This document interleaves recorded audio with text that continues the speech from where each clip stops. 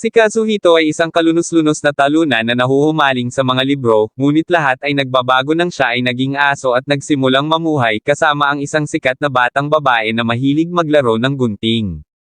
Bago nangyari ang lahat ng kiss na ito, si Kazuhito ay may paboritong may akda na nagngangalang Akiyama Shinobu na ang kasarian ay hindi alam, ngunit ito ay isang pinakamabentang may akda na ginagawang parang baguhan si Shakespeare. Pagkatapos nawala ang manunulat at tumanggi si Kazuhito na mamatay bago basahin ang susunod na libro. Sa kasalukuyan si Kazuhito ay nasa isang kafe kapag nagpa siya ang isang magnanakaw na bumunot ng shotgun. Itinutok ng magnanakaw ang kanyang baril kay Kazuhito at sa isang babaeng customer sinabihan silang ihulog ang kanilang mga gamit at ibigay sa kanya ang kanilang pera, ngunit walang pakialam ang babaeng customer at nagpatuloy sa pagsusulat. Ang magnanakaw ay nagpaputok ngunit pinigilan siya ni Kazuhito at nakipagbuno sila para sa shotgun habang ang babae ay patuloy na nagsusulat. Nanalo ang magnanakaw sa laban at binaril si Kazuhito sa ulo. Namatay si Kazuhito at ang naririnig lang niya ay ang tulala na nagsusulat at walang pakialam kung ano ang nangyayari. Pagkatapos nagsimulang makita ni Kazuhito ang mga flashback ng kanyang buhay. Siya ay ipapadala sa Isekai upang tulungan si Kazuma at ang kanyang walang kwentang partido, ngunit ang mga Diyos ng Inan ay naawa sa kanya at ginawa siyang isang aso. Nagising si Kazuhito sa harap ni Afro Samurai at patuloy niyang tinatawag si Kazuhito na isang aso. Nakita ni Kazuhito ang sarili niyang refleksyon at nabigla siya nang makitang isa na siyang aso. Nang maglaon nalaman niya na si Afro Samurai ang nagligtas sa kanya mula sa pagiging inabandona at dinala ang aso sa tindahan ng alagang hayop upang ipaampon. Hindi matiis ni Kazuhito na hindi nagbabasa ng libro at si Afro ay pumasok sa pagbabasa ng Peppa Pig at Kazuhito nakiusap kay Afro na hayaan siyang basahin ito. Hindi maintindihan ni Afro ang kanyang mga tahol at sa halip ay binigyan ng pagkain si Kazuhito. Nang maglaon nakiusap si Kazuhito sa mga Diyos ni Ina na bigyan siya ng isang libro na babasahin at sumagot sila sa pamamagitan ng pagpapadala ng isang baston na binadget na may gunting na kapangyarihan upang ampunan siya. Tinanong niya si Afro kung magkano ang librong Addicted Dog at tumangging ibenta ni Afro ang susunod na Alvin and the Chipmunk remake protagonist. Hinugot ng dalagita ang kanyang gunting at kunwaring pinuputol ang buhok ni Afro kung hindi niya ibebenta sa kanya ang aso. Nang maglaon dinala niya si Kazuhito sa kanyang apartment at gusto ni Natsuno na putulin ang aso dahil sumakit ang ulo nito. Ipinaliwanag niya na naiintindihan niya ang mga iniisip ng aso tulad ni Dr. Dolittle and it annoys the hell out of her. Ipinakilala niya ang kanyang sarili bilang Natsuno at sinabing mayroon siyang napakalaking melon, ngunit nakita ni Kazuhito ang kanyang mga tuta na hindi umiiral at napagtanto na siya ay isang manloloko. Pagkatapos ay napagtanto niya na siya ang batang babae na hindi pinansin ang pagnanakaw na naging sanhi ng kanyang kamatayan at si Natsuno ay nagalit at umalis. Ibang paraan ang ginawa ni Natsuno, nagsuot ng damit panloob upang subukan ang pagkabulok ng aso, ngunit nasa sabik lamang si Kazuhito sa mga libro at ang kakulangan nito ng melon ay nagpapaliit sa kanyang pagnanasa. Nag-aalok siya na hayaan siyang manatili at tinanong kung ano ang gusto niya at ipinaliwanag ni Kazuhito na desperado siyang magbasa ng mga libro. Pagkatapos ay ipinakita sa kanya ni Natsuno ang kanyang mga koleksyon ng libro at si Kazuhito ay nasa sabik na basahin ang milyon-milyong aklat na pag-aari niya. Naglalakad-lakad si Kazuhito at nakita ang mga libro ni Akiyama Shinobu na nagpapakrim sa kanya at ipinaliwanag ni Natsuno na si Akiyama Shinobu ay kanya na ikinagulat ni Kazuhito. Mula noon nakatira si Kazuhito kasama ang kanyang paboritong may akda na isang sadista at mahilig sa gunting. Marunong siyang magluto at gumawa ng martial arts kung saan ipinaliwanag niya na kung mas maraming bagay na magaling siya, mas maraming bagay ang may lalagay niya sa kanyang mga libro. Pinupuri niya ang pangako nito, ngunit nalulungkot siya na hindi nakakatulong ang pangako nito sa paglaki ng mga melon niya na ikinaasar niya na putulin ang kanyang balahibo. Pagkatapos ay ipinaalam ng news outlet ang tungkol sa pagnanakaw at ang salarin sa likod nito ay isang mukhang nerbyoso na nagngangalang Toji. Ipinakita nila ang apartment ng biktima at nalungkot si Kazuhito na nakalimutan niyang tanggalin ang history ng kanyang browser. Nakita ni Natsuno ang kanyang aso na malungkot at planong bumawi sa kanya. Kinabukasan nag-aalok siya na ilagay siya sa mga kwelyo ng aso, ngunit tumanggi si Kazuhito na ilagay sa isang bulok na pagkaalipin. Tinatawag siyang tanga ni Natsuno at sinabi niyang oo, tama ka at ako bilang siya ay isang aso. Nakakainis si Kazuhito na nababasa niya ang isip nito at tinutokso niya ito na nahuli niya siya noong isang gabi na iniisip na ilagay siya sa kwelyo at ipagmalaki si Shutalker sa pamamagitan ng paggawa ng mga asong sanggol sa kanya. Pagkatapos ay lumabas sila ng apartment upang maglakad-lakad at ipinakita ni Natsuno sa aso ang sarili niyang pahina ng Wikipedia na may peking 3 sukat. Ipinagpatuloy nila ang paglalakad at tumangala si Kazuhito sa kanyang palda upang makitang puno na siya ng komando sa kanilang paglalakad. Pumunta sila sa lumang pet shop at ginamit ni Natsuno ang kanyang aura para titigan ng dagger si Afro at ang kanyang nakakatuwang haircut. Pagkatapos ay dumaan sila sa isang pulang buhok na dalaga na nagngangalang Saki at isang narcissistic na modelo ng TikTok na nagngangalang Maxi na patuloy na sinusubukang makuha ang atensyon ni Natsuno. Hinahamon ni Maxi si Natsuno na maghubad ngunit hindi interesado si Natsuno dahil wala siyang maipakita dito. Pagkatapos ay huminto sila sa harap ng isang library at inalok ni Natsuno si Kazuhito na pumasok ngunit tumanggi siya. Napunta sila sa lumang dudo apartment ni Kazuhito at ipinaliwanag ni Natsuno na nandoon sila para sa ilang hindi natapos na negosyo.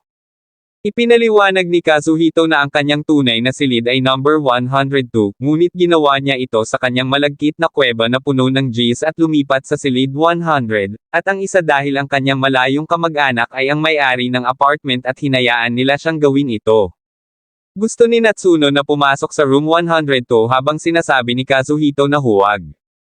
Pumasok pa rin sila at naghanap ng pahayagan mula sa petsa noon na ikinalitaw nila dahil dapat walang tao sa silid na iyon dahil matagal nang namatay si Kazuhito.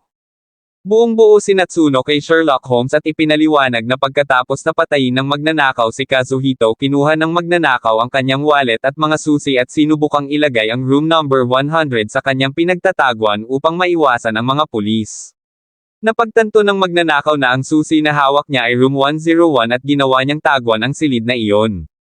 Habang ang lahat ay abala sa paglilinis at pag-iimbestiga sa room 102 dahil akala nila doon nakatira ang patay na si Kazuhito, nasa tabi mismo ng pinto ang magnanakaw na siyang totoong kwarto ni Kazuhito.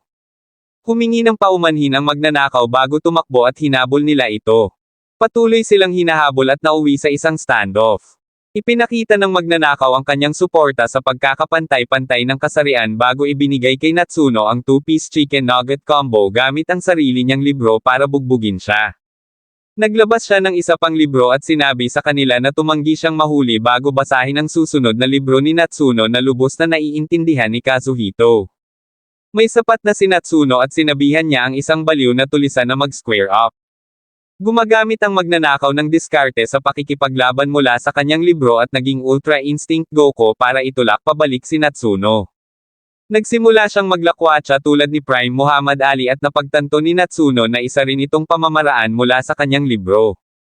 Ang kanyang makajos na pamamaraan na kinuha mula sa Sailor Moon ay namamahala upang ma-hypnotize si Natsuno at tinalo ng magnanakaw ang buhay na Shi mula sa kanya na parang lasing na asawang umuuwi sa kanyang asawa mula noong 60s. Bumangon si Natsuno nang lumabas na gumamit siya ng full counter gamit ang kanyang gunting upang kontrahin ang magnanakaw at ibinaba ang kanyang mga libro. Ginamit niya ang kanyang gunting at busog na inilagay ni Akane ang magnanakaw sa kanyang lugar. Sinipa niya ito ng malakas na muntik na siyang mahulog sa tulay at sa highway habang itinulak siya palabas. Inalok niya si Kazuhito na maghiganti sa pamamagitan ng pagtulak sa magnanakaw sa kanyang kamatayan bilang kabayaran ngunit wala si Kazuhito ng aso sa kanya at iniligtas siya sa halip. Tinawag ni Natsuno si Kazuhito na isang wimp na walang lakas ng loob ngunit sinabi niya sa kanya na pagkatapos panoorin ang Vinland Saga ay wala siyang kaaway. Hinihiling niya na mamatay ang magnanakaw dahil nagkasala siya sa dahilan kung bakit namatay si Kazuhito noong una. Nagsimula siyang sumigaw na kasalanan niya ito at itinulak siya ng aso para pakalmayan siya. Nagsimula siyang mangaral tulad ni Naruto na baguhin ang kanyang puso habang naiintindihan ang kanyang sakit at nagtagumpay sa pagbabago sa kanya.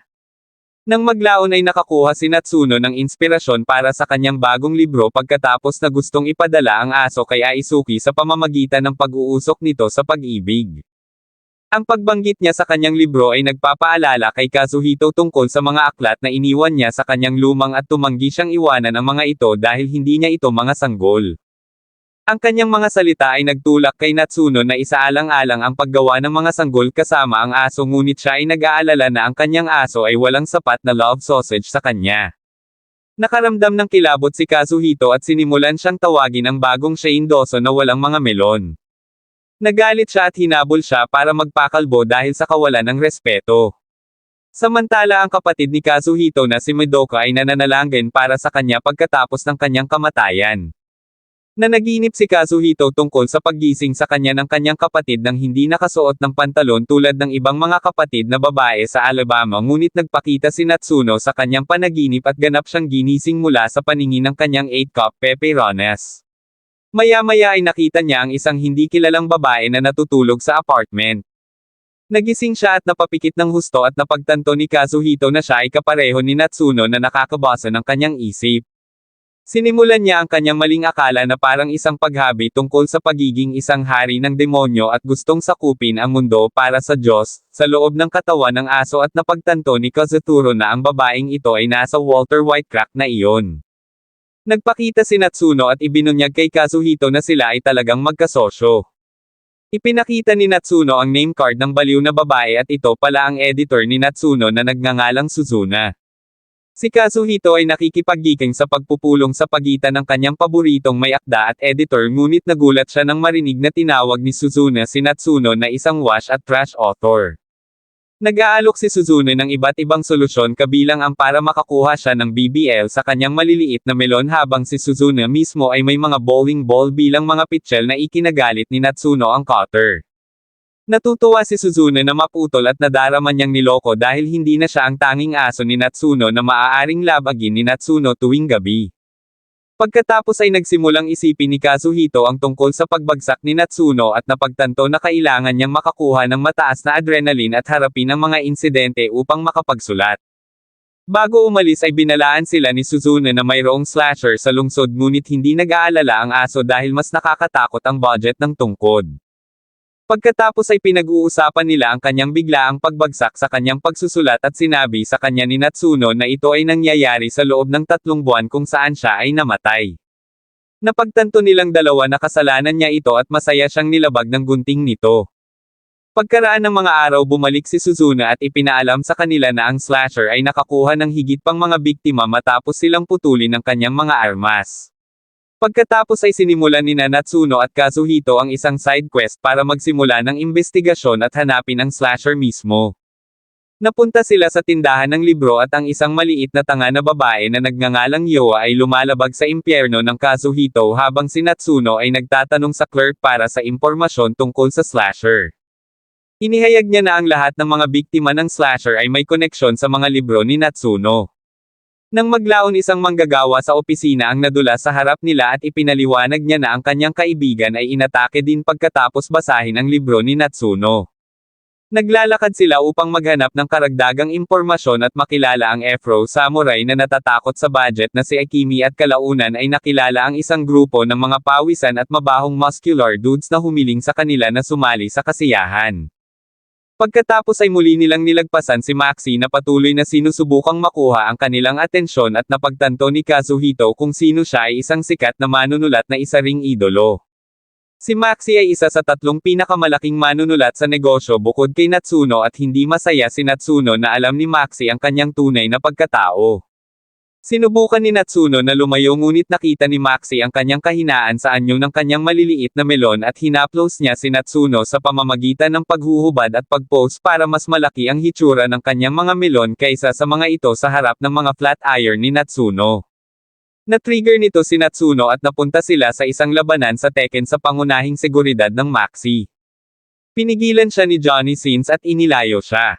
Pagkatapos ay inakusahan ni Kazuhito si Natsuno bilang salarin ng kanyang pagmamahal sa gunting, ngunit may biglang sumigaw na parang nasasakal na baka sa di kalayuan. Sila ay nag-imbestiga at ito ay lumabas na ang Afro at ang slasher ay ginupit ang kanyang maluwalhating buhok upang ipakita ang kanyang ulong kalbo. Tumingin si Natsuno sa pinangyarihan ng krimen, hinanap ang salarin at hinabol siya habang pinaglalaroan ni Kazuhito ang tinadtad na buhok ni Afro.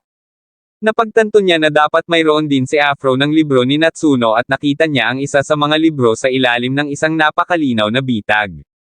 Pumunta siya upang basahin ito at nakulong.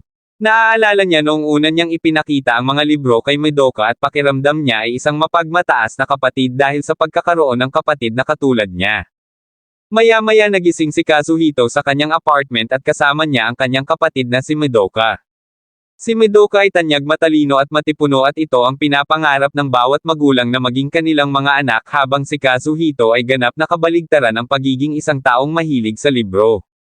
Isang araw isang lalaki ang umamin kay Madoka at nagalit siya sa kanyang kapatid dahil sa pagsuporta sa kanyang relasyon sa halip na tretuhin siya tulad ng lahat ng iba pang kathang-isip na kapatid na babae. Sa kabila ng lahat ng kanyang pagiging perpekto, siya ay isang kakilakilabot na chef na ginagawang malasa ang curry na parang gulaman na pusang umihi. Samantala hinahabol pa rin ni Natsuno ang salarin at nawala ito. Sa apartment ibinunyag ni Madoka na naririnig niya ang iniisip ng kanyang kapatid at nagsimulang maging kakaiba sa aso na sinasabi sa kanya na sila ay magsasama magpakailanman. Naramdaman ni Kazuhito na may kakaiba at sinubukan siyang ipakita na hindi niya talaga naririnig ang iniisip nito, ngunit nalilito pa rin siya kung paano niya nalaman na kapatid niya ito. Biglang umiyak si Madoka nang hihinayang sa nangyari sa kanyang kapatid, ngunit natutuwa ngayon na maaari na silang magkaroon ng malusog na relasyon sa pagitan ng isang kapatid na babae at isang kapatid na aso kung saan maaari silang gumawa ng mga sanggol. Pagkatapos ay inilabas niya ang kanyang tanyag na curry sa mundo at mukhang kasing pula ito ng lava at pinilit niyang kainin ito ng aso. Siya ay huminto at umalis upang bumili ng ilang atsara habang si Kazuhito ay kailangang tumakas. Si Natsuno ay humila at pinahirapan ang aso para ipaliwanag kung bakit siya niloko ni Madoka. Ipinaliwanag ni Kazuhito na ito ay kanyang kapatid at namamahala upang makaligtas sa pang-aabuso para sa isa pang araw. Nang maglaon ipinaliwanag ni Natsuno na nawala sa kanya ang salarin at natagpuan niya ang kanyang sariling libro bilang isang palatandaan. Nagsisimula silang magtaka kung bakit magkakaroon ang salarin ng mga libro ni Natsuno at napagtanto nilang may koneksyon si Madoka sa slasher. Itinuturing ni Natsuno na magandang pagkakataon ito para makapaghiganti sa kanya dahil sa pagkidnap sa kanyang doggy daddy at pananakit sa kanyang puso. Samantala hinahanap ni Madoka si Kazuhito. Kinabukasan wala nang mahanap si Madoka at nagpatuloy sila sa investigasyon. Ang editor si Suzuna ay nagpakita at nagsimulang magtweaking tulad ng isang degenerate na weirdo na gustong double team siya ni Natsuno at Kazuhito. Humingi si Natsuno ng impormasyon tungkol sa slasher, ngunit napatunayang walang silbi si Suzuna dahil ang tanging inaalala niya ay ang matugunan ang kanyang mga pagnanasa na mapagmahal sa sakit tulad ng kadiliman. Bago umalis si Suzuna isiniwalat niya na ang isang batang babae ay umiiyak sa parke habang umiihi sa mga libro ni Natsuno na nagbibigay sa kanila ng ideya na ito ay si Madoka. Pagkatapos pumunta sila sa parke at hinarap si Madoka. Ang psychotic na kapatid na babae ay nagsimulang makipag-usap ng basura kay Natsuno para sa pang-akit kay Kazuhito gamit ang kanyang maliliit na melon, ngunit mabilis na inihaw ni Natsuno ang kanyang malutong na tinawag siyang isang degenerate na kapatid na gusto lamang mapipe ng kanyang aso ng isang kapatid na lalaki. Sinubukan ni Kazuhito na pigilan ang karne ng baka sa pagitan ng dalawa at pumayag si Natsuno na magmadali kay Madoka na may kondisyon na paglaruan niya ang kanyang tuta na maliliit na paa mamaya. Tinanong niya si Madoka tungkol sa kaso ng slasher at ang kanyang sagot ay nagbibigay sa kanila ng hinala na siya ang slasher bago gumamit ng smoke bomb si Natsuno para mawala tulad ni Batman. Nang maglaon pinaghihinalaan ni Natsuno na si Madoka ay nagseselos habang nakikita ni Madoka si Akiyama Shinobu bilang kanyang karibal. Pagkatapos na patuloy na pinag-uusapan ni Kazuhito ang tungkol sa kanyang mga libro sa kanya, na ikinainis niya nang makitang mas gusto ng kanyang kapatid ang kanyang mga libro kaysa sa Alabama na mahalin ang kanyang kapatid. Idinagdag ni Natsuno na ang higit pa sa paninibugho ay ang panghihinayang ni Madoka na ang pagmamahal ng kanyang kapatid sa mga libro ay nagbuwis ng kanyang buhay, pagkatapos niyang lumipat sa Tokyo para sa kanyang hilig sa halip na bumalik sa kanyang pamilya, at ito ay nagpagalit kay Madoka, kay Akiyama Shinobu at sa kanyang mga libro. Kahit pagkamatay niya tinanggap na ni Kazuhito ang kanyang kapalaran, ngunit palagi siyang natatakot na isipin kung ano ang naramdaman ng kanyang pamilya at kung paano nila haharapin ang kanyang kamatayan. Pagkatapos hiniling ni Kazuhito kay Natsuno na bigyan siya ng lakas para pigilan ang kanyang kapatid dahil nararamdaman niya ngayon na si Natsuno ay isang taong mapagkakatiwalaan niya. Natuwa si Natsuno na makita ang kanyang katapatan at tinanggap ang kanyang kahilingan na tulungan siya. Biglang pumasok si Madoka at sinunggaban si Kazuhito habang si Natsuno ay kumakaway upang lumaban. Ipinahayag ni Natsuno na parang isang supervillain na siya si Akiyama Shinobu at nabaliw si Madoka. Sinimulan niyang sisihin si Natsuno sa pagkuha kay Kazuhito mula sa kanya at naging sanhi ng kanyang kamatayan. Sinubukan ni Natsuno ang diskarte sa Naruto at ipinang-aral sa kanya ang tungkol sa pagkabigo sa kanyang kapatid sa pamamagitan ng kanyang walang ingat na pagkilos at ipinahayag na namatay ang kanyang kapatid na nagpoprotekta sa kanya mula sa kanyang magnanakaw. Sinabi niya kay Madoka na si Kazuhito ang naging dahilan kung bakit siya nagpatuloy sa pagsusulat pagkatapos niyang isakripisyo ang sarili para sa kanya bilang isa sa kanyang mahalagang mambabasa at bilang isang may akda ang kanyang damdamin ay umabot sa kanya. Sinubukan ni Madoka na makayanan ngunit sinabihan siya ni Natsuno na huminto sa pagiging delusional at gumising. Tumanggi si Madoka na tanggapin ito at tumalon sa gusali at pinupuntirya ang mga palumpong habang hawak ang aso. Nang maglaon nakaligtas sila sa pagkahulog at humingi ng tawad si Madoka sa aso dahil sa pag-aakalang siya ang kanyang patay na kapatid. Sa loob ng maraming linggo hinahanap niya ang kanyang kapatid naglalagay ng mga bitag at hinahabol siya habang naniniwalang nandyan pa rin si Kazuhito sa anumang anyo. Pinasaya siya ni Kazuhito sa pagsasabing mas maganda ang pisngi ng kapatid ko kaysa sa pisngi ng kapatid mo at bumuti na ang pakiramdam ni Madoka. Nagpakita si Natsuno at muling sinimulan nila ang kanilang labanan. Magkaharap sila at nagpatawag si Madoka ng sandata na tinatawag na Tuna Eater na parang siya si Erza Scarlet. Pinuri ni Natsuno ang kanyang sandata at inilabas ang kanyang sariling sandata ang makapangyarihang gunting si Hazejuro upang kontrahin ang sandata ni Madoka. Inaatake nila ang isa't isa at tumutugma sa lakas ng bawat isa. Pinapataas ni Madoka ang kanyang laro at ini-activate ang kanyang sandata para maging chainsaw. Pinuntahan niya si Natsuno ngunit iniiwasan niya ang bawat pag-atake ni Madoka.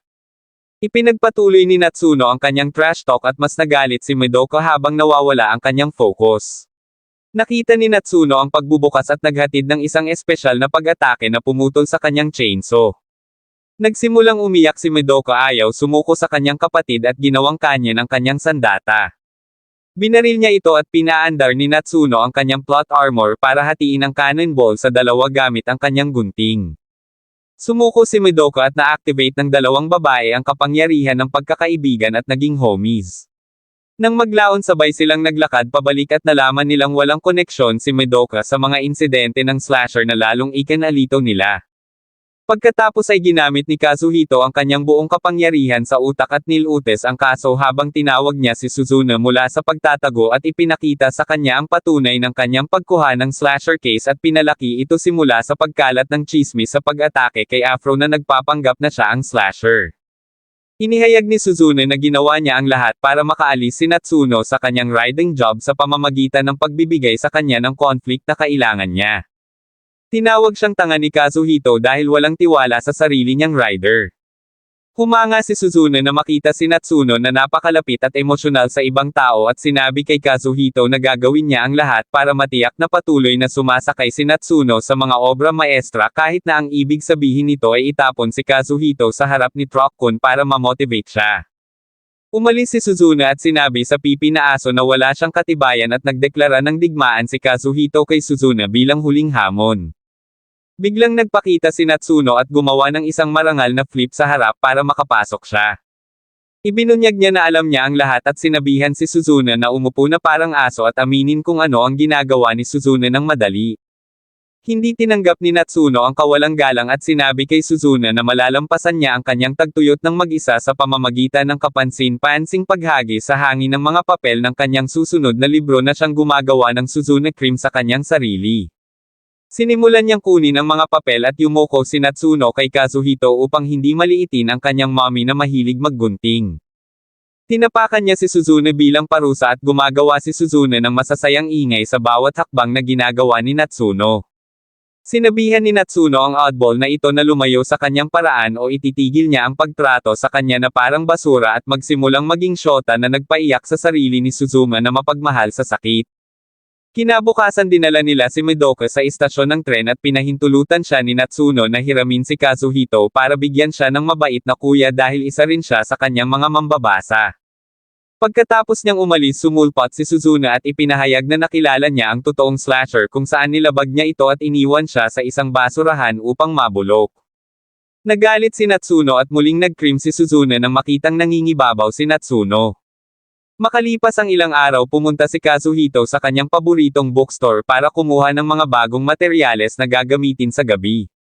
Nakukuha niya ang magagandang bagay ngunit ang maliit na batang babae si Oi ay nagpakita upang bigyan siya ng higit na trauma.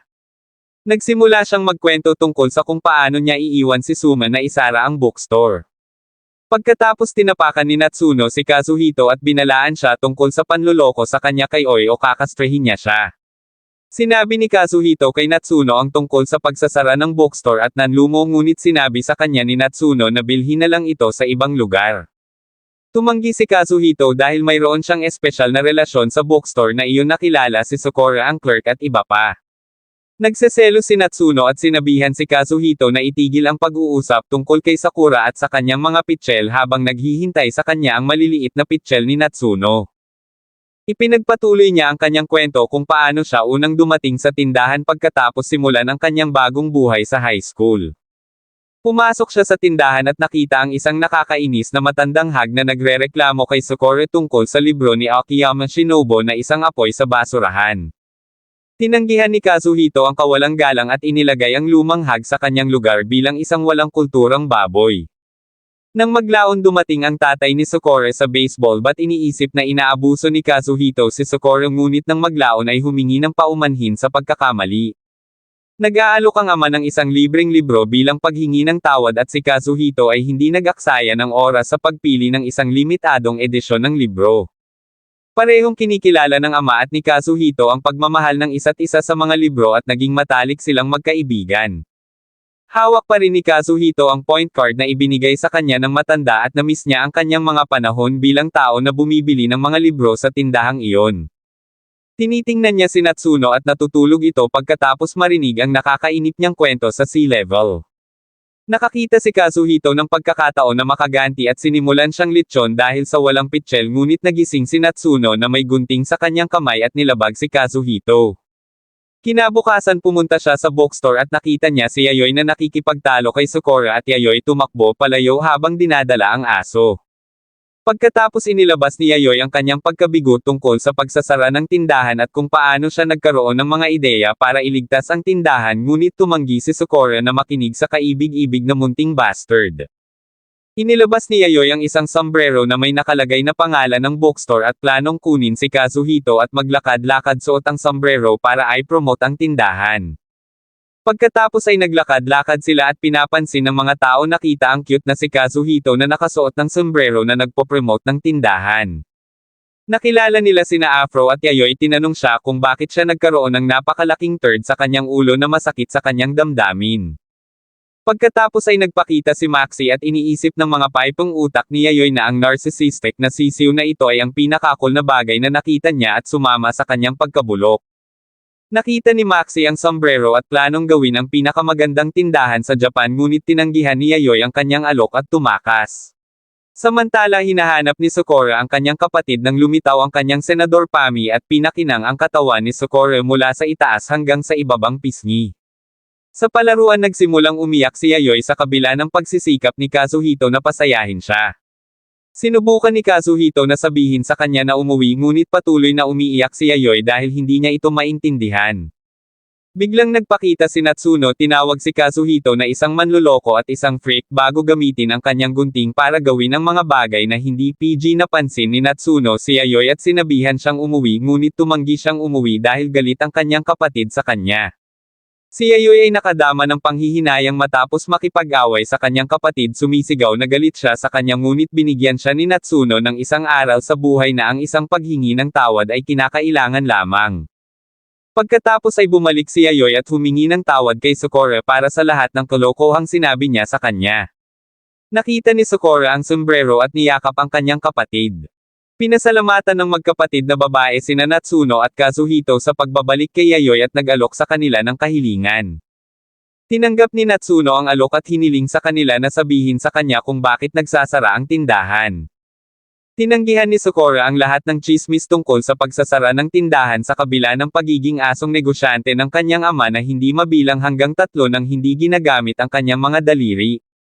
Tinanong niya kung saan nila narinig ang tungkol sa mga alingaw-ngaw at ang pag-utot ni Natsuno sa maliit na S*T. Ipinaliwanag ni Yayoy na narinig niya ang pag-aaway ng kanyang mga magulang at naisip niya na ang kanilang maliit na alitan ay nangangahulugan na sila ay naghihiwalay ang pagsasara ng tindahan at pagkakaroon ng dalawang magkaibang mommy at daddy. Tiniyak sa kanya ni Socorro na magiging okay ang lahat at mananatiling bukas ang tindahan. Nang maglaon umuwi sina Natsuno at Kazuhito at hinabol ni Natsuno ang aso para pahirapan siya dahil sa panloloko sa kanya. Pagkalipas ng ilang araw binabasa ni Natsuno ang aklat na Pepe Pate the Next Generation nang pumasok si Natsuno humiling sa kanya na tulungan siyang makahanap ng isang bagay. Hiniling niya sa kanya na tumulong sa paghahanap ng kanyang bra at sinabi niya sa kanya na walang kabuluhan na magsuot siya ng bra dahil wala itong laman. Pagkatapos ng paglabag sa kanya hiniling niya sa kanya na gamitin ang kanyang ilong. Sinimulan niyang amuyin ang kanyang katawan para sa kanyang pabango at gumawa si Natsuno ng masasayang ingay hanggang sa humalukip-kip siya upang hanapin ang kanyang pepperoni at sinampal siya nito dahil sa pagiging aso sa init. Pagkatapos itinali siya ni Natsuno at nagseselo si Suzume sa kanya na gustong itali din siya ni Natsuno. Sumali si Suzume sa paghahanap ng paboritong cop bra ni Natsuno. Habang tumatakbo si Kazuhito para magbasa ng mga libro ngunit inalis ni Natsuno ang libro sa kanya at humingi ng tawad si Kazuhito sa paglabag sa kanyang libro. Kinakain niya siya sa isang bookshelf at may nahulog na kahon sa ibabaw niya. Tumingin siya sa loob at nakakita ng pump na nagiging melon ang iyong mga peach. Natahimik silang dalawa habang masama ang pakiramdam ni Kazuhito sa walang kwentang pagtatangka niyang makuha ang high school dode na pangangatawa na iyon at tinapakan siya ni Natsuno at pinutol siya. Nang maglaon pinalawak nila ang kanilang paghahanap para sa bra simula sa hiyas kung saan masayang pinalo ni Suzume ang kanyang ulo sa isang locker bilang parusa sa pag-ihaw sa kakulangan ng melon ni Natsuno. Pagkatapos isinasaalang-alang nila ang posibilidad na may magnakaw nito at nangako si Natsuno na babayaran ang magnanakaw. Biglang lumitaw ang isang grupo ng pawisan at matipunong mga dude at nag-alok kay Natsuno ng ehersisyo para palakihin ang kanyang cup size at walang kahihiyang sumang-ayon si Natsuno. Habang nagbobomba ang mga babae bumalik si Kazuhito sa apartment para magbasa at doon nakita niya ang bra na hinahanap nila. Naalala niya ang nakaraang gabi ginamit ang bra bilang kanyang kumot at ngayon ay napagtanto niya na maaaring gawing nilaga ng aso si Natsuno. Nang maglaon nakahanap ang mga babae ng ebidensya na sinubukan ni Kazuhito na pumasok sa drawer para itago ang kanyang bra. Samantala si Kazuhito ay naglalakad-lakad upang itago ang bra nang tuluyan nang tumalon si Yui at matagpuan ang bra sa kanya. Pinagalitan ni Yui si Kazuhito dahil sa pagiging magnanakaw ng damit na panloob at planong i-snitch siya sa ops ngunit kinuha ni Kazuhito ang bra at tumakbo palayo. Sa bookstore tinanong ni Natsuno si Socorro tungkol sa kinaroroonan ni Kazuhito ngunit hindi niya alam kung nasaan ito at ibinunyag niya na ang aso ay naging popular dahil masaya itong hawakan.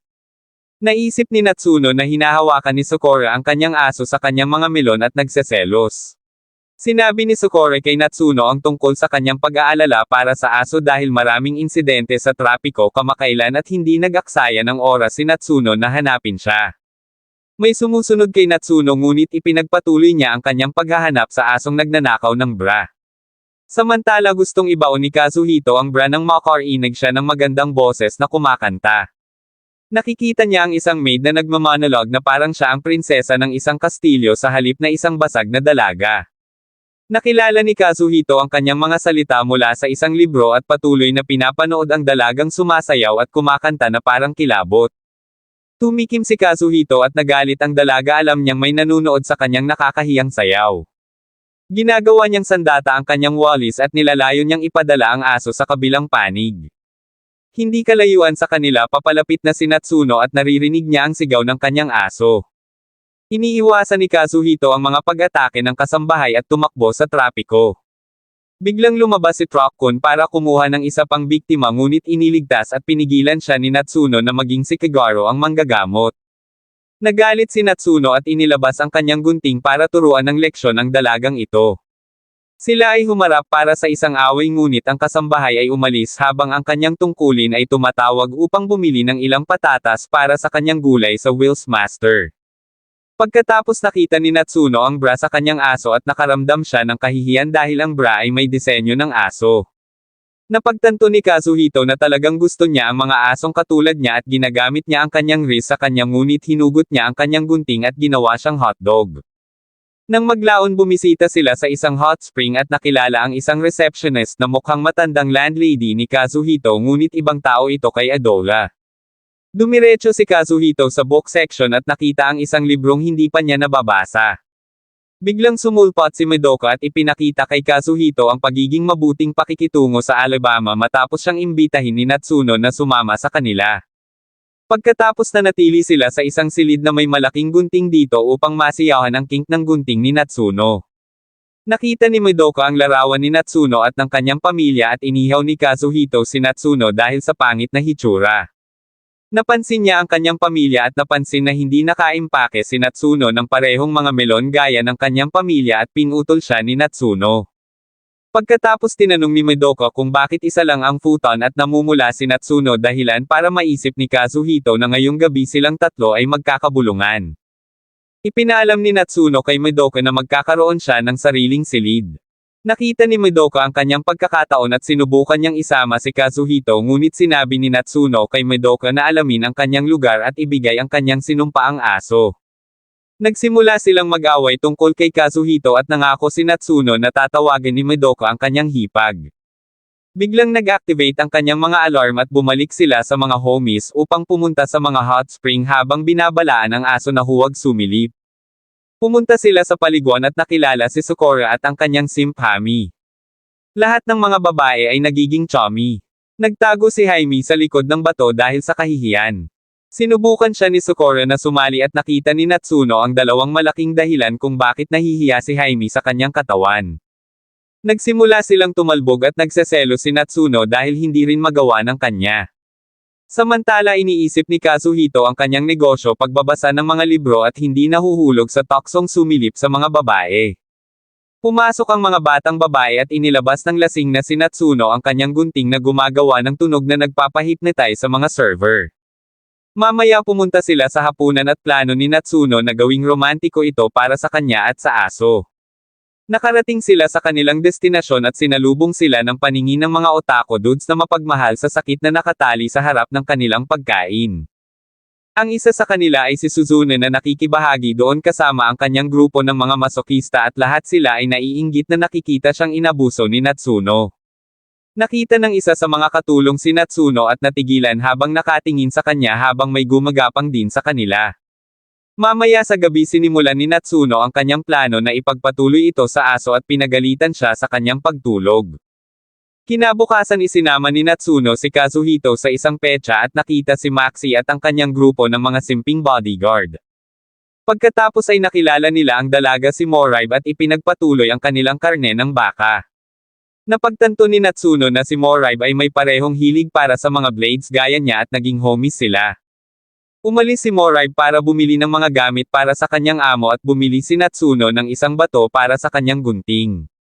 Pagkatapos ay dumaan sila sa isang photo studio at naalala ni Natsuno noong siya ay isang nakakainis na brat na tumangging kumuha ng litrato nang wala ang kanyang mahalagang gunting.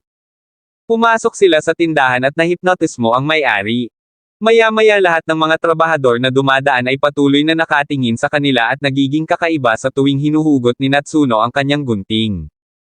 Pagkatapos pinatalas ni Natsuno ang kanyang gunting habang nasa paliguan umaasang sisilipin siya ng kanyang aso. Pumasok si Maxi at hinahamon si Natsuno ngunit wala siyang pakialam. Biglang naging mga zombie ang lahat ng manggagawa at tumakbo si Kazuhito kay Natsuno para balon siya. Ipinaliwanag ni Natsuno ang ganap na katarantiduhan tungkol sa kung bakit ito nangyayari at sinubukan ni Maxi na gamitin ang kanyang mga pukana upang talunin sila ngunit hindi nila siya pinansin para kay Natsuno. Ang mga manggagawang zombie ay nakikipagsagupaan sa mga blades kay Natsuno. Habang ang ibang mga babae ay walang silbi tinulungan siya ni Kazuhito at sinabihan siyang tapusin ang paghasa ng kanyang gunting para manalo sila. Namumula si Natsuno nang makita ang kanyang aso at nagniningning na baluti na nakikipaglaban para sa kanya at nagbibigay ito sa kanya ng motibasyon na putalasin ang kanyang gunting. Ang isa sa mga zombie ay halos putulin si Kazuhito ngunit nagpakita si Madoka at iniligtas siya. Binago niya ang kanyang chainsaw at si Natsuno ay tumalon sa laban upang lumikha ng dalawang sisiw na Samaire sa crew. Ito ay naging dalawa laban sa marami at ipinakita sa kanila ng mga batang babae kung paano ito ginawa. Ibinaba ni Natsuno ang kanyang libro ng gabay sa pag-ibig at nagalit sa mga pailay na zombie na ito pagkatapos nilang tapakan ito. Pinaandar niya si Kaioken at giniba ang buong inn. Kinabukasan hindi na maalala ng mga manggagawa ang nangyari dahil nabigo ang stalker na patayin si Natsuno. Makalipas ang mga araw bumisita sila sa tindahan ng libro para kumuha ng mga material na nakakatuwang panggabing para sa aso at sinusundan pa rin sila ng stalker. Inirerekomenda ni Sakura ang isang libro at ito ang parehong libro na gustong basahin ni Kazuhito pabalik sa inn at tinanggap nila ito. Nang maglaon na baliw ang pakiramdam ng gagamba ni Kazuhito dahil masasabi niyang may tao sa kanilang apartment at sa halip na magnakaw may nagdagdag ng Rent a Girlfriend volume sa kanilang mga koleksyon. Sa una hindi naniniwala si Natsuno sa kanya ngunit ipinakita sa kanya ni Kazuhito na papaniwalaan siya at ito ang parehong libro na binili nila. Samantala nagulat si Henley sa narinig mula kay Sakura na nandito lang ang sadistang mommy at ang kanyang aso na bumibili ng libro. Sa apartment tinapos ni Kazuhito ang libro at nasiyahan sa pagbabasa sa halip na maghanap ng mga pahiwatig. Sa tabi niya inilabas ni Natsuno ang kanyang salamin at binasa ang parehong libro at ang pagkakita sa kanya sa salamin ay nagpabilis ng tibok ng puso ni Kazuhito. Tinitingnan niya ang kanyang mga plano at kurbo habang ang kanyang mga likas na hayop ay nagsisimula. Tumalon siya sa kanya ngunit kinakain siya nito sa basurahan. Pagkatapos hiniling niya sa kanya na palayasin siya dahil ang kanyang likas na hayop ay nagiging ligaw para sa kanya. Ngunit sa halip na makaramdam ng pagkasuklam masaya si Natsuno na sa wakas ay gusto ng kanyang aso na makipag-GB sa kanyang amo. Pagkatapos ng ilang kalokohan at kaduda-dod ang romansa na walang kaparirikon sa pagitan ng aso at tao bumalik sila at pinag-usapan ang stalker na nag-iwan sa kanila ng libro. Napansin ni Natsuno na maaaring nagsinungaling ang may akda bilang isang baguhan o ang kalidad ng kanilang pagsulat na tinalo ang dakilang Jonji ito. Pareho silang sumang-ayon na ang libro ay katulad ng gawa ni Natsuno sa punto na si Natsuno mismo ay naramdaman na parang siya mismo ang sumulat nito. Sinusubukan nilang malaman ang higit pa tungkol sa may akda si Uzumaki Hotaru at wala silang mahanap. Binago nila ang kanilang diskarte at pinilit si Suzumna na i-snitch kung sino ang lihim na may akda na ito. Pagkatapos nalaman nila ang lahat tungkol sa kanya maging ang chismis na mayroon siyang makapangyarihang ama si Shuzen na isa ring may akda na posibleng ginamit ang kanyang impluwensya para tumulong sa pag-publish ng kanyang mga libro ngunit wala pa ring pangalan. Plano nilang pumunta sa bahay ni Hotaru at alam ni Kazuhito na ang kapitbahayan ay kapareho ng kanyang high school. Sa kanilang paglalakbay tumakbo sila sa isang tindahan ng libro at sinabi ni Kazuhito kay Natsuno na binili niya ang kanyang libro doon noong linggo ng pagsusulit at lubos siyang napangiti pagkatapos sabihin na walang pagsusulit ang mas mahalaga kaysa sa kanyang mga libro. Samantalang ang stalker ay lalong lumalapit sa kanila. Dumaan sila sa isang shortcut at napapalibutan ng mga taong nagiging mala-zombie na estado tulad ng sa mainit na paliguan na nagpapaisip sa kanila na ito ay gawa ng stalker. Nag-improvise si Natsuno at hinarap si Kazuhito sa mga zombie na ginawang PETA umiiyak na parang sanggol. Matapos talunin silang lahat pumasok ang stalker na parang si John Doe mula sa 7 at ito pala ay si Shuzen ang ama. Pinupuri ni Shuzen ang mga kasanayan sa pakikipaglaban ni Natsuno at hinarap siya para sa isang showdown ngunit sa wakas ay nakapag-aral at nakatali tulad ng iyong nanay noong Sabado ng gabi. Sinimulan ni Natsuno na abusuhin ang matanda habang hinihiling na ipaliwanag niya kung bakit niya ginawa ang lahat ng kalokohang ito at nalaman na gusto ng kanyang anak na babae ang may akda na si Hotaru na basahin ni Natsuno ang kanyang libro. Sinabi ni Shuzen ang basura kay Natsuno na ayaw niyang mapunta ang kanyang anak bilang isang oddball na may akda na may pagkahumaling sa mga aso at gunting at ginagawang salakayin siya ng mga mandurumog na tao. Nalaman ni Natsuno na wala siya sa likod ng mga taong zombie at gawa iyon ni Hotaru. Pagkatapos pumunta sila sa mataas na paaralan ni Hotaru upang maghanap ng mga pahiwatig tungkol sa kanyang tunay na pagkakakilanlan at sila ay naghiwalay. Sa halip na manghuli ng Claw ang asong ito na adik sa libro ay pumupunta sa library para kunin ang kanyang nakatagong imbaka ng limitadong edisyon na Peppa Pig Shippuden. Biglang nagpakita si Hami at tinanggap ang aso bilang Kazubato. Napagtanto ni Kazubato ang plot twist ng dekada na si Hami ang may akda si Uzumaki Hotaru sa lahat ng oras na ito. Ilang taon na ang nakalilipas nasa high school si Kazubato nang makakita siya ng isang manuskrito ng nobela at binasa ang mga unang kabanata. Pag-aari pala ito ni Hami at nakiusap si Kazubato na ituloy ito dahil ginawa nitong parang The Kissing Booth ang Berserk. Pagkatapos ay natapos niya binabasa ang manuskrito at wala nang makita si Hami. Nagbanta siyang babaguhin ang ending sa ginawa ng Game of Thrones at nakiusap si Hami na huwag. Nagsimula siyang magsabunutan tungkol sa kung paano siya walang kwentang basura at hindi karapat-dapat na mabuhay, ngunit pinuri ni Kazumoto ang kanyang trabaho kahit na ito ay isang dudu copycat ng Akiyama Shinobu at hinihikayat siyang magpatuloy at tapusin ang nobela. Pagkatapos itinago niya ang manuskrito sa silid-aklatan at iminungkahi ni Kazumoto na sumali siya sa mga paligsahan sa pagsusulat, ngunit tumanggi si Hami dahil pakiramdam niya ay hindi sapat ang kanyang nobela para maging isang may akda. Siya wise sa kanya sa pamamagitan ng pagsasabi na ang mga taong tulad niya ay naghihintay para sa kanya upang ilabas ang kanyang nobela at Hami ay ganap na smited sa kanya. Hinihiling niya sa kanya na maging kanyang unang mambabasa kung sakaling ilabas niya ang kanyang nobela at pumayag siya. Sa kasalukuyan ipinaliwanag niya na ang kanyang pen name na Uzumaki Hotaru ay isang anagram ng buong pangalan ni Kazumoto. Nagsisimula siyang tumahol umaasang maintindihan niya at kung ano ang hindi niya magagawa. Ipinaliwanag niya na alam niyang ang aso ay siya sa pamamagitan ng pag-snitch ni Sakura na mayroong isang partikular na aso na nalulong sa mga libro at araw-araw na pumupunta sa kanyang tindahan at ito ay nagpapaalala sa kanya ng Kazumoto. Sinabi niya sa kanya kung gaano siya nagsumikap upang maging isang may akda at ipinagmamalaki ni Kazumoto na makitang lumaki na ang sanggol na babae. Ipinagtapat niya na pagkamatay niya hindi niya maipagpatuloy ang orihinal niyang manuskrito at nagpasya siyang maging isang pekeng may akda na gumamit ng impluwensya ni Daddy at kinuha si Natsuno. Samantala nasa desk ni Hami si Natsuno nang tawagin siya ni Hami at hinahamon siyang pumunta sa bubong. Pagkatapos nakita ni Natsuno si Kazumoto sa tabi ni Hami at nagseselos, ngunit mas nagulat na ang isang mahinang basura ng NPC na tulad niya ay si Uzumaki Hotaru. Hindi tinawag inihaw ni Hami ang kanyang kakulangan ng mga melon upang pukawin si Natsuno at nagtagumpay. Hinahamon ni Hami si Natsuno na hindi sa isang labanan ng gunting kundi isang paligsahan sa pagsusulat para maayos nila ito tulad ng mga tunay na may akda.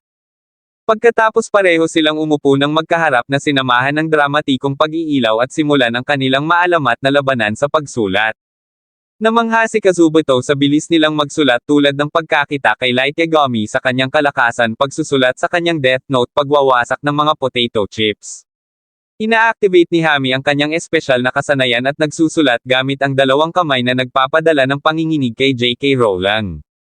Pagkatapos ang kanyang kaliwang kamay ay bumigay at nag-activate ng isa pang kasanayan upang makatulog ang mga tao, ngunit si Natsuno ay isang hakbang sa unahan at sinaksak ang sarili gamit ang kanyang gunting upang magising ang sarili.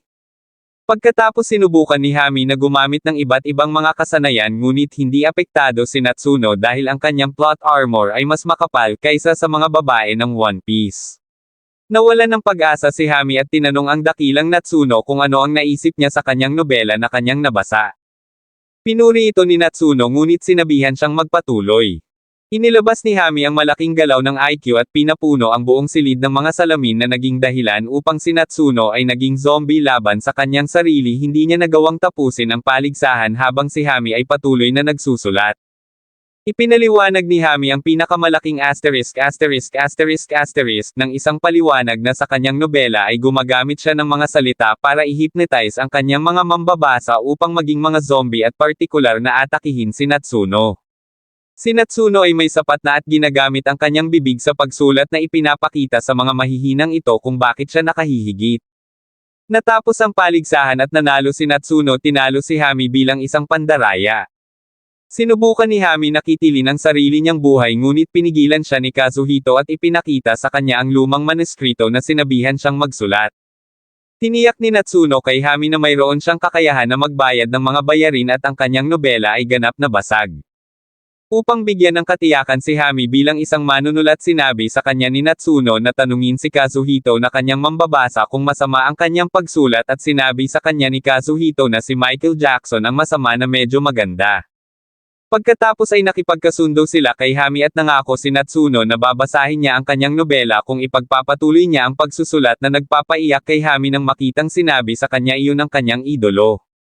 Kinabukasan sinanay ni Natsuno si Hami na parang Jedi sa kanyang Padawan para simulan ang training arc ni Hami habang binabasa ni Kazuhito ang libro ni Natsuno at hinihipnotismo siya para simulan ang pagdila sa mga paa ni Natsuno. Samantala ang maid na si Moride at ang narcissistic na TikTok star na si Maxi ay papunta sa isang top secret operation.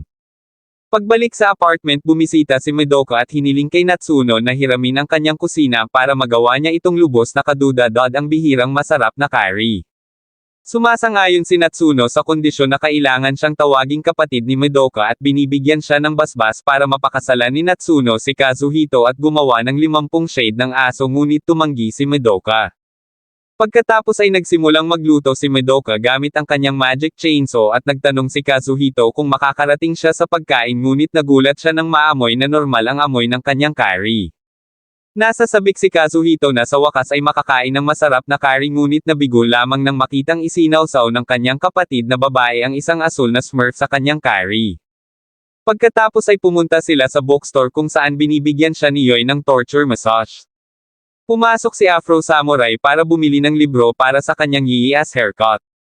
Pagkatapos ay bibili ng libro ang mga pawis na maskuladong lalaki upang maiwasan itong lumiit pagkatapos gumamit ng mga steroid. Pagkatapos ay pumasok si Suzanda at bumili ng libro para tulungan siyang tamasahin ang mundo ng sakit tinatangkilik ang degeneracy na isinulat ng isang blonde crusader na nagngangalang Lalatina.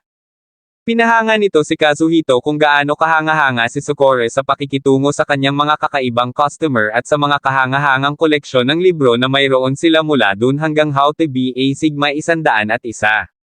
Pagkatapos ay pumasok ang bodyguard ni Maxi na si Johnny Sins para bumili ng mga libro ni Natsuno at ang mga libro niya na Hajime Miji dahil silang dalawa kasama si Maxi ang malaking tatlong may akda. Hinabol siya ni Kazuhito ngunit pinigilan siya ng isang random na idol idiot mula sa kanyang track at nawala ang track ng Baldy. Naglalakad siya sa parke at nakita niya ang kasambahay kumakanta ulit si Moreb na parang nasa La La Land at nagagalit kapag alam niyang may nanunood. Umaatake si Mori ngunit iniiwasan ni Kazuhito ang bawat pag-atake niya dahil sa karanasang inabuso ni Natsuno. Muntik na siyang matamaan ni Moreb ngunit nagpakita si Natsuno para iligtas ang araw. Ang dalawang babae ay pumunta sa salita para sa salita bar para sa bar at huminto nang si Moreb ay nagsimulang magmonolog na parang tulala tungkol sa kung ano ang pagiging isang katulong. Biglang humila si Maxi sa maburol binaluktot ang kapatid na ito at ipinakita si Natsuno bilang si Akiyama Shinobu na ikinagulat ng dalaga. Upang higit pang isulong ang kanyang narcissism gumawa siya ng isang siyam na palapag na estatwa para sa isang paligsahan sa pagsusulat kung saan ang mga kalahok ay magsusulat ng siyam na maikling kwento at huhusgahan ng siyam na hukom. Hinahamon ni Maxi si Natsuno sa labanan upang patunayan kung sino ang pinakamahusay na may akda sa mundo. Nagalit si Moreb at sinira ang buong rebulto at lahat ng kanyang kaawa-awang mga lalaking nakaitim. Inihayag niya na ang pinakamahusay na may akda sa mundo ay ang kanyang master na lumabas na si Hajime Miji ang may akda ng gulay sa mga gulong. Sinimulan nila ang triple threat battle sa pagitan ng mga may akda at si Maxi ay lumaban kay Natsuno ngunit si Johnny Sins ay humila at inilayo si Maxi mula sa kalokohang ito. Umalis si Moreb upang mamili ng isang master on wheels at nabigo si Kazuhito dahil ang kanyang pangarap na makita ang mga may akda na nakikipaglaban sa isang shakuhachi ay nagtatapos sa isang kisap mata. Kinabukasan nakilala ni Tommy sina Kazuhito at Natsuno sa bookstore at ibinalita niya kay Sukore na siya ay magiging isang may akda na ikinalito ni Sukore dahil akala niya ay isa na siyang manunulat habang si Natsuno ay masaya na makita ang kanyang paduan na naging isang jetty. Pagkatapos ay nagpakita si Madoka at naghatid ng magandang balita na siya ay mag-aaral sa high school sa Tokyo habang nakatira sa isang dorm pagkatapos ng nangyari sa kanyang kapatid na si Kazuhito.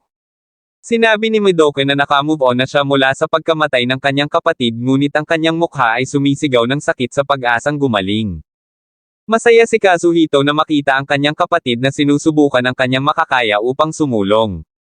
Pagkatapos ay umuwi sila at hinayaan nila si Madoka na magluto ng rainbow frog curry sa mga shroom at si Natsuno ay tumakbo palayong iniwan si Kazuhito upang kainin ang curry na maaaring magpadala sa kanya sa Astakay.